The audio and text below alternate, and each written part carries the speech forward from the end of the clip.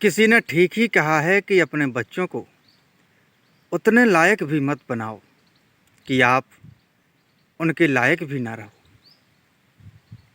हम जो आज आपको कहानी सुनाने आए हैं, यह सिर्फ एक कहानी नहीं है, बल्कि आपके हृदय को विदीर्ण कर देने वाली एक सच्ची घटना है।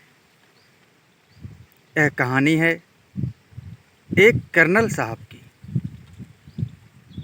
कर्नल साहब के दो बेटे थे। अपने जीवन भर मेहनत और संघर्ष करके कर्नल साहब ने अपने बच्चों को कॉन्वेंट स्कूल में पढ़वाया और बहुत ही अच्छी शिक्षा दी। बेटे भी पढ़ लिख कर और अच्छी नौकरी पाकर अमेरिका में जाकर बस गए। कर्नल साहब अब बूढ़े हो चली थी। फौज से रिटायर्ड होकर दोनों पति पत्नी यहीं भारत में रहने लगे और उनके बेटे अमेरिका में बस गए थे। बहुत दिनों के बाद जब उनके बेटे कर्नल साहब के पास नहीं आए तो उन्होंने बार बार उन्हें खबर भिजवाई, लेकिन वह नहीं आए। अब कर्नल साहब की पत्नी बीमार रहने लगी थी और एक दिन बीमारी के चलते कर्नल साहब की पत्नी का निधन हो गया।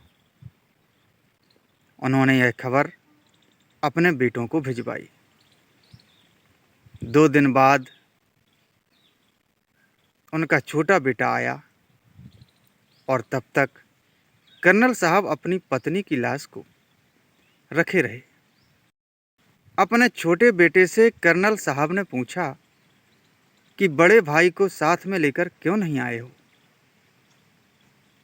तब छोटे भाई ने जो कहा वह हृदय को विदीर्ण कर देने वाला था।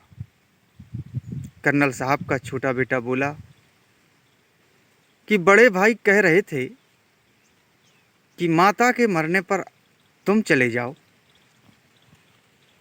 और जब पिताजी मरेंगे तो मैं चला जाऊंगा। यह सुनकर कर्नल साहब को बहुत ही ज़्यादा दुख हुआ और वह बिना ही कुछ कहे कमरे के अंदर चले गए और दरवाजे बंद कर दिए। 10 मिनट बाद एक जोर का धमाका हुआ।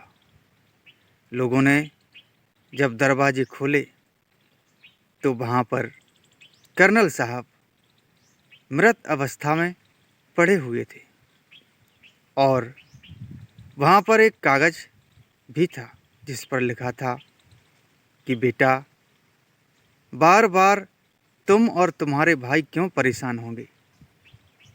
अब तुम जब आ ही गए हो तो माता के साथ मेरा भी अंतिम संस्कार करते जाओ।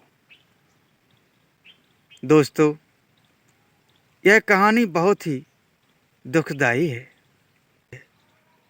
दोस्तों, अपने बच्चों को शिक्षा के साथ साथ संस्कार देना भी मत भूलिएगा। ऐसी ही सुंदर कहानी के साथ आपसे मिलते हैं अगले वीडियो में। तब तक के लिए नमस्कार।